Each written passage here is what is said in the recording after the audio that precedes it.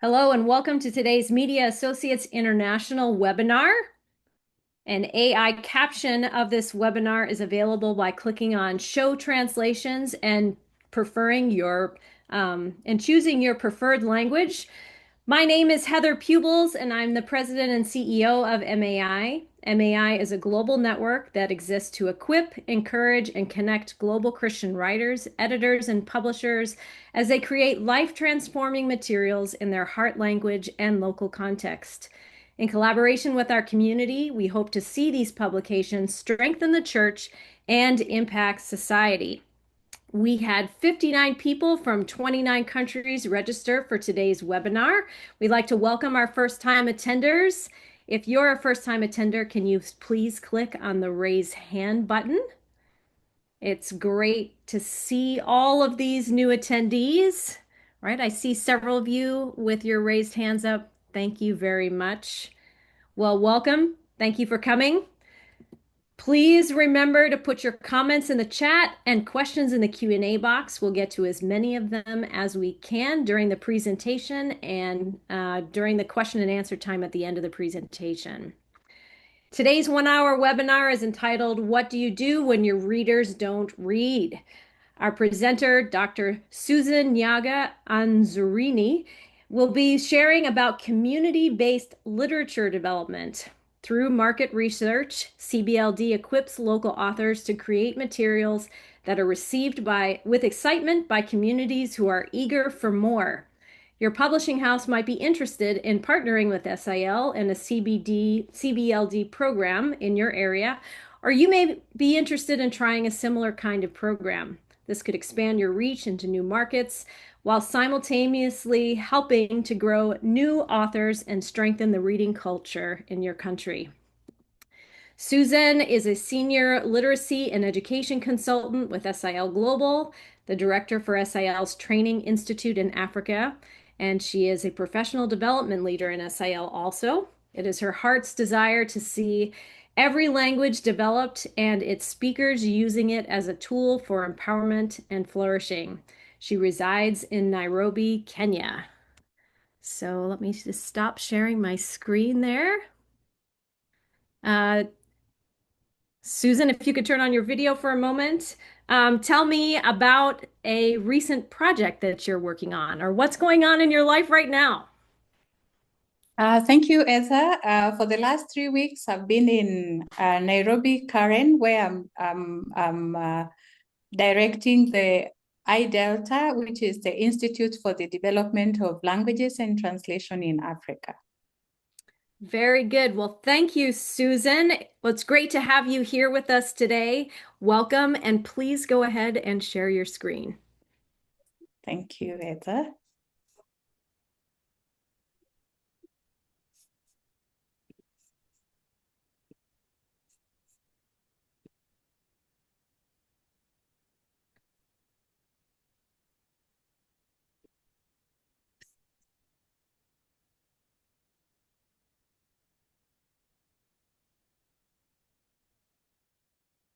Thank you and welcome, everyone.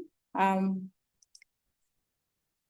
presentation today is titled, What Do You Do When Your Readers Don't Read?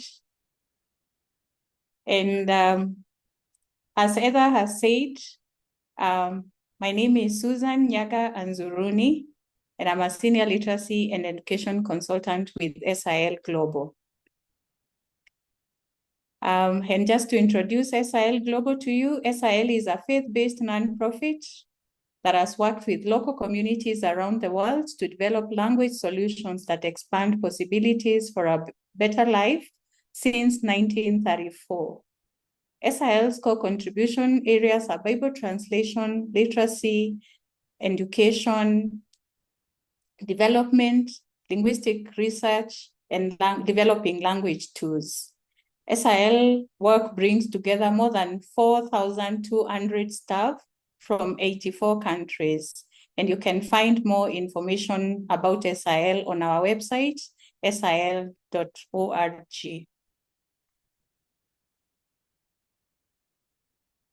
In many parts of the world, reading is not part of the culture. So how do you create literature that people will value and read? And how do you develop new authors if you have few readers? Let's take a look at some statistics.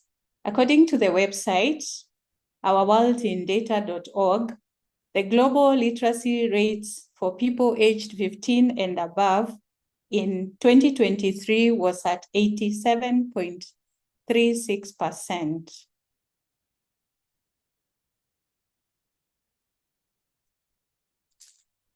This is a huge increase since 1820, when the global literacy rate was just 12.05%.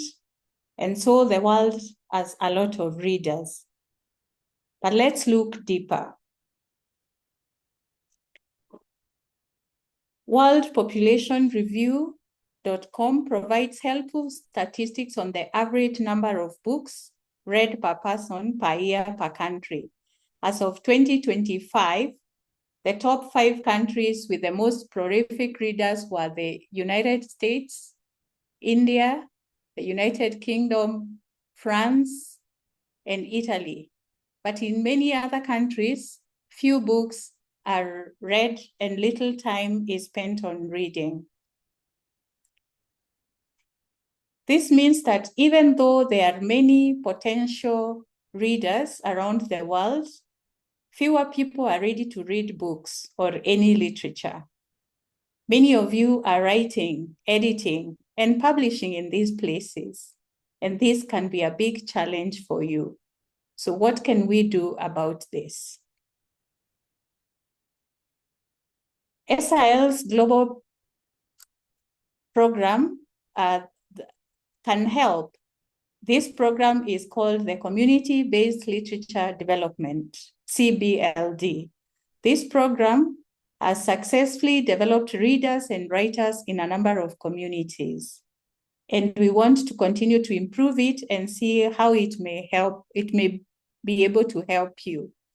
CBLD could be one way of your publishing house to expand your reach into new markets, grow new authors and illustrators, and strengthen the reading culture in your country. This presentation will explain how CBLD has been done and how your publishing house may be able to partner with SIL on the CBLD program or try a similar approach of your own. And before we talk about what we do in CBLD, what is a reading culture? A reading culture has been defined as an environment where reading is championed, valued, respected, and encouraged. And we can derive a similar definition for a reading culture and say that a writing culture would be an environment where writing is championed, valued, respected, and encouraged. CBLD is the program that promotes developing both a reading and writing culture in local communities. SIL's CBLD program is the brainchild of a former SIL colleague, Dr. Barbara Elaine Graham. CBLD is a fast-paced literature development program that trains community members to write contextually relevant content using market research, which identifies the genres that interest the community members. It also equips writers with basic skills in story development and book production in the community language. There are 5 steps in the CBLD process. The first one is market research that is done to identify literature genres that interest the community. Then there's writers training. Number 3 is writing and illustrating stories. Then there's editing stories. And then there's layout and typesetting and publishing the stories in different formats. We will now look at each of these steps and see what they entail and why they are important.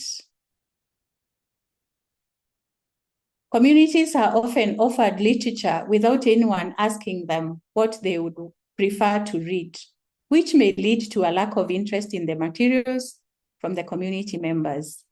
CBLD uses focus groups to identify what genres of literature a community prefers.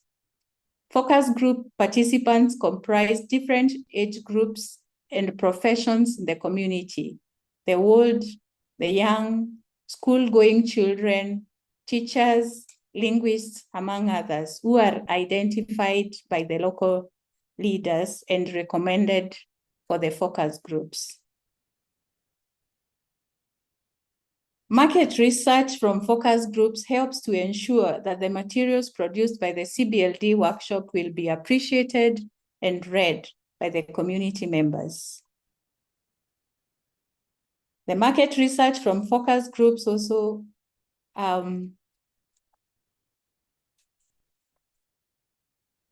of the genres that have been identified in past projects include folktales, practical, how to read, how to do things, stories, adventure stories, fantasy stories, moral stories, and in some cases, Bible stories.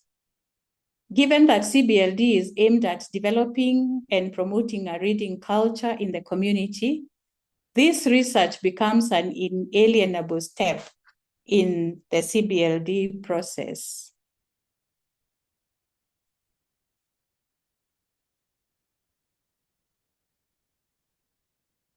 Given that CBLD is aimed at developing and promoting a reading culture in the community, CBLD becomes an inalienable process, and the market research helps us to identify the genres that interest the community members. Genres play a particularly important role in developing a reading culture.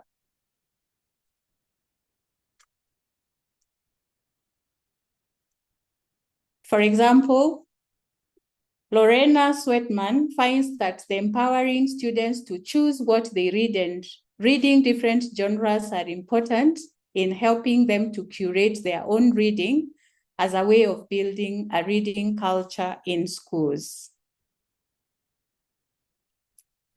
Similarly, the Teacher Studio 2025 highlights exposing learners to different genres as a key tip in creating a reading culture. Both of these point to the role of the choice of genres in promoting reading culture in a given context, which makes market research a key first step in the CBLD process. The following guiding questions are posed in the market research with focus groups for CBLD. The first one, what books have you read in the last 6 months or 1 year? What books have you bought for yourself, your child, or a friend in the last 6 months or 1 year? If you were to get into a place, for example, a library with all sorts of books, what title would you seek to read? And if you are granted a chance to write a story, what would be the title of that story? In analyzing the answers to these questions from the different focus group participants, the consultant guides the communities in identifying the top 5 genres. The number of genres for which to write may be determined by how many stories, booklets, or books are needed in the project in question. Once the genres have been identified through the market research, the consultant describes what each genre entails by giving explanations and examples of each genre. The second aspect of writer's training is on how to write a good story. For example, creating a title, the beginning of a story, the middle, the end, the setting, the characters, the plot, and others. The third aspect of the training is on writing leveled stories for different categories of readers. beginning readers, intermediate readers, advanced readers. And then the fourth and final aspect has to do with writing a good illustration description for the stories written, with examples of what is or is not a good illustration description. Once the participants have understood these aspects, the consultants then invite the participants to write the story with the title that was their response to question number 4 of the market research, which is, if you were granted a chance to write a story, what would the title of that story be?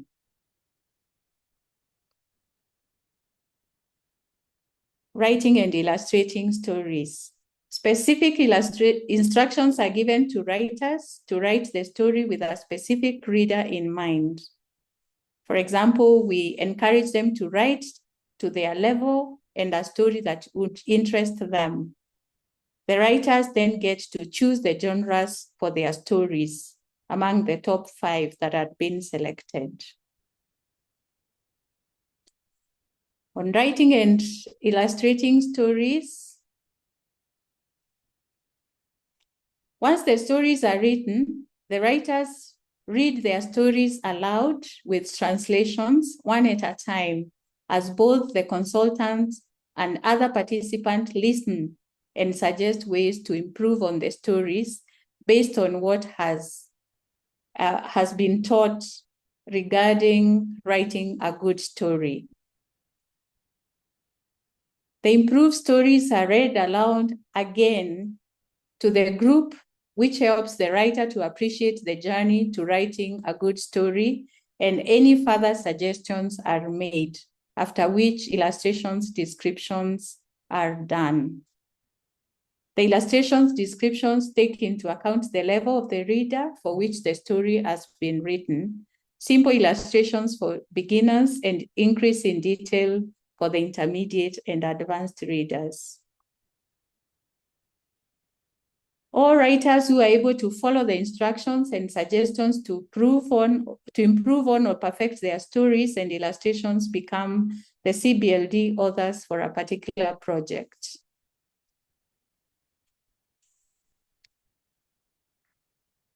Typesetting of stories.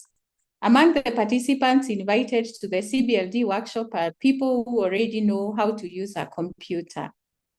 These are trained on how to use a software that is installed in the project computers to create literature. They then typeset the final stories and scan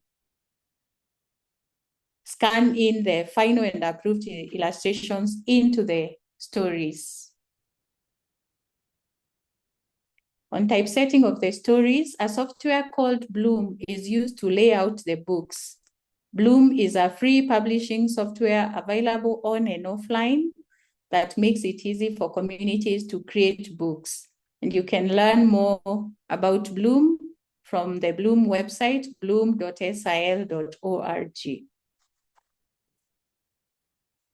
And then we have the editing of stories. Initial editing of stories is done through peer or group editing, where the type stories are projected and read aloud and corrected by the group. That is in terms of typos, spellings, grammar, the flow of the stories, naturalness, among others. After the initial peer or group editing, the final editing is done post-workshop, mostly by an expert in the target language. That is someone who understands both the written and the spoken form of the target language. These are identified to become editors when people for the focus group are selected. The editor is given instructions on what to look out for as they edit the stories, including writing conventions, spelling, punctuation, among others. And once the final editing has been completed by the expert editor, the Bloom books are either printed or camera-ready PDFs are created for the publisher. There's also the option of publishing the materials as ebooks on the Bloom library. The materials can be prepared in different formats: storybooks with several titles in one book, comic books, big books for shared reading, among others. Now let's take a look at a couple of examples of CBLD in action. The first is a CBLD workshop done in Lugwele community in Uganda. This workshop took place over 5 days. It included time for market research, writers training, and book production. We identified 5 writers, 2 illustrators, and 3 editors from the community who produced 30 stories that were compiled into 23 booklets.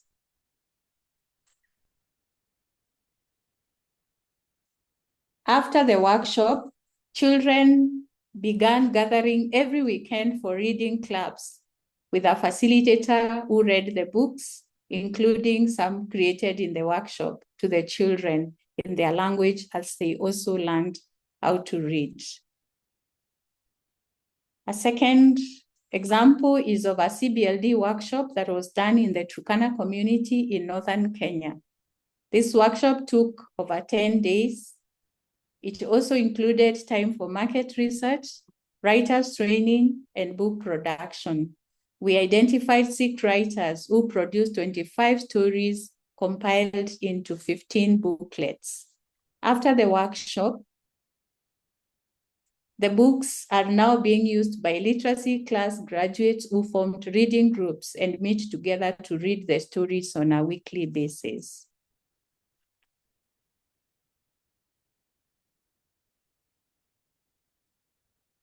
The previous examples come from the language communities that SIL and its partners often work with. But the principles of CBLD, that is market research, writers training, literature production, and literature distribution, can be applied in many environments. You may be able to adapt this program to work well in your own context, and we would encourage that.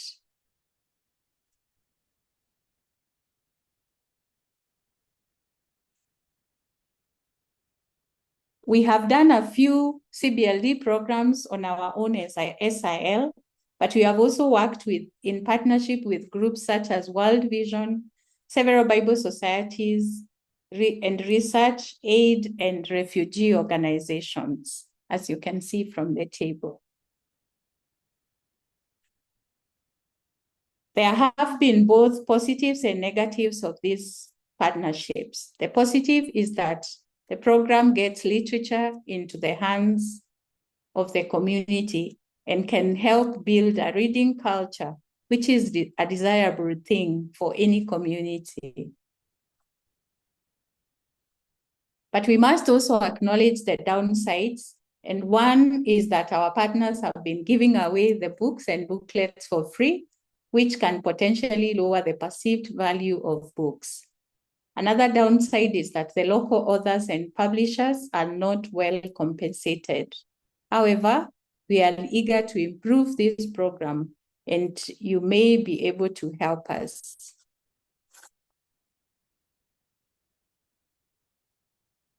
If local publishers partnered with SIL on this program or did something similar on their own, this could enable opportunities to cultivate new readers that want to buy books and provide opportunities for other compensation.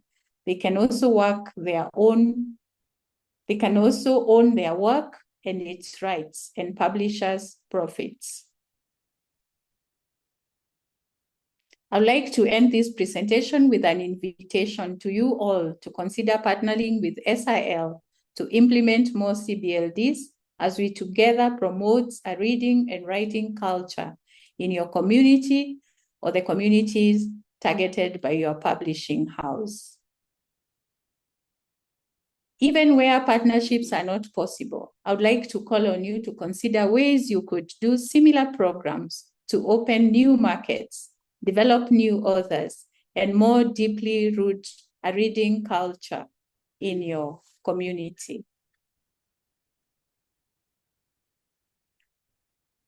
Together, we can help close the gap between literacy and readership.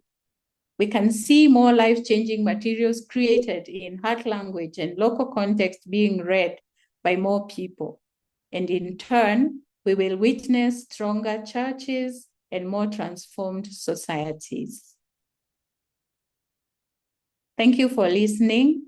My email address is on the screen. Please write to me if you're interested in learning more about CBLD or partnering with SIL on this program. We'd love to hear from you. I will now take your questions, if you may have any. Thank you, and back to you, Heather. Great. Thank you very much for what you've shared with us, Susan. You can go ahead and stop sharing your screen, and we'll get the video up here. Great. You can turn on your camera. We are open to take any questions you may have. You can post them in the Q&A box or in the chat panel. We'll be checking both places. Just a comment that's come in from Rick. He says, this is excellent in that the market is somewhat built into the method. A multiple author project with multiple editors and layout people all share the resource with family, friends, etc. So 10 authors and 3 editors share approximately 10 people who they know, thus 130 copies are likely to be distributed quickly, then reading workshops, etc. Great. Thank you, Rick. Yes, that's some of the potential of this particular program. Susan, tell me what gets you most excited about this program. You're currently muted, so you want to unmute. There you go. One of the things that really excites me about this program is that for most of these communities that we've worked with to produce CBLD materials, they have been print-deprived environments. But through the CBLD, these communities are becoming print-rich because there are materials available for children and adults to read if they want to do so in their languages. The other thing that excites me about this is that for most times, people produce materials to teach people how to read and write. But then we don't stop to ask the question, what will they read after they have learned how to read and write? And so CBLD also provides that opportunity for people to decide what they want to read after they have become literate, things that interest them. And materials and topics that interest community members. Thank you, Evan. Susan, why do you think reading matters if you're a Christian? How does it make a difference in your Christian growth? Reading is very important because as a Christian, you need to be able to read the Bible on your own. You need to be able to access commentaries or even Bible study materials. So even for spiritual growth, you actually need to be able to at least read the Bible for yourself, not just waiting for Sundays when the preacher is preaching. So access to these materials, like you've seen, one of the genres that has featured in every community we've done CBLD is Bible stories. So there's a big interest of reading Christian literature. Great. And for communities that have scriptures available, do you think just having the Bible is enough, or do they need more materials? They need more materials.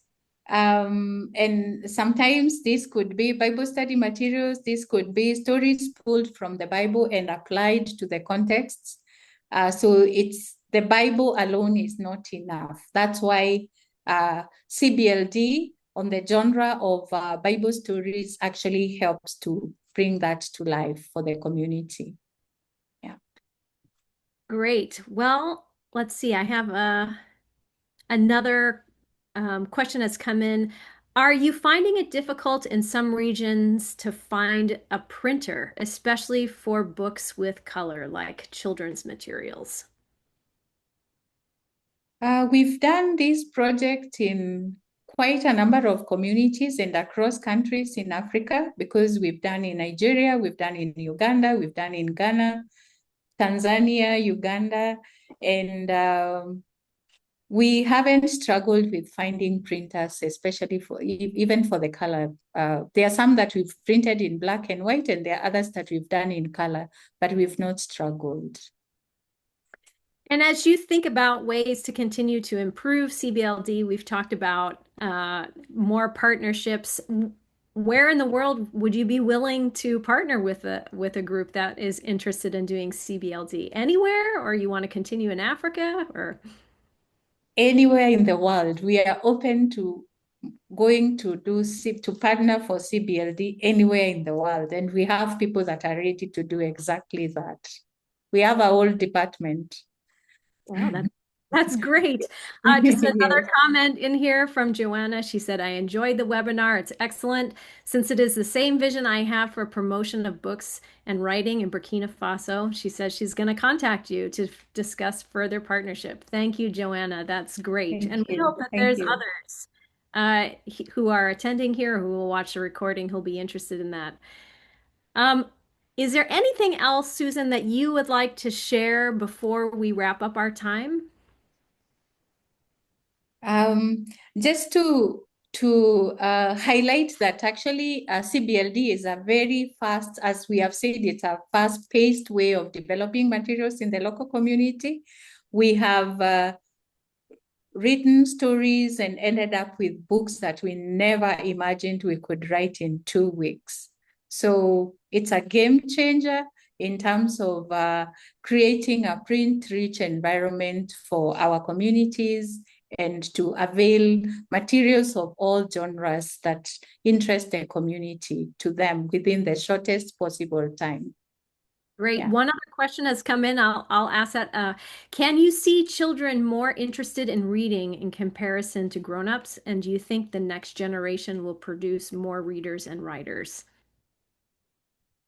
I would say so. Yes, I would agree that the next generation will produce more readers and writers because once people are engaged with the CBLD and they realize that they can write, we don't limit them to the stories that we have written with them. They know that they can go and continue writing.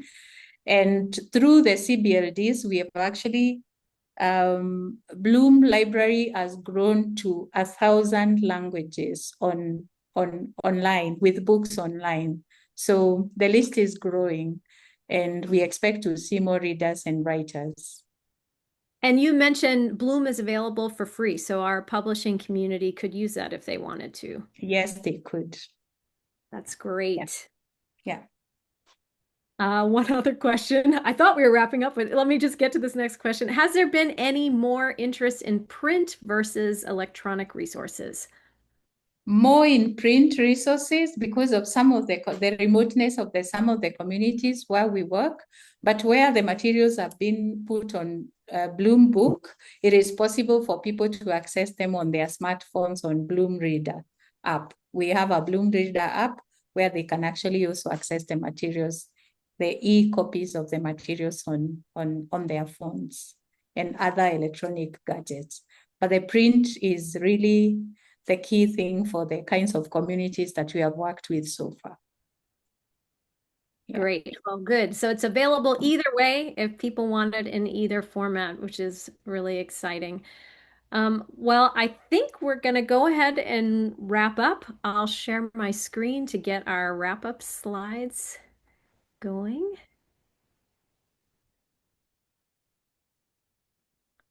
Hold on one second here.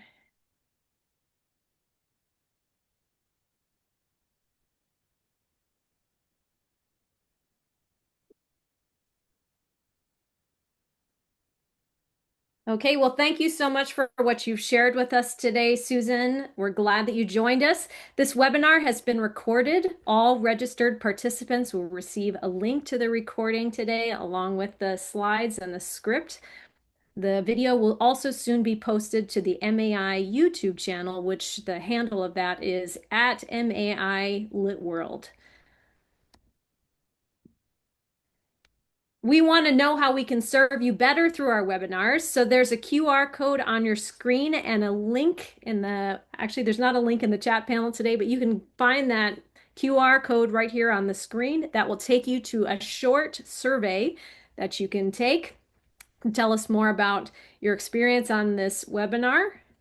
Make sure that you look out for our next webinar in English, which is scheduled for July 22nd at 9 a.m. in Sao Paulo, Brazil, or 12 p.m. UTC. It's entitled How to Bring Out the Best in Your Authors. It's being presented by Daniel Faria. He's an editor for the Brazilian publisher Mundo Cristal.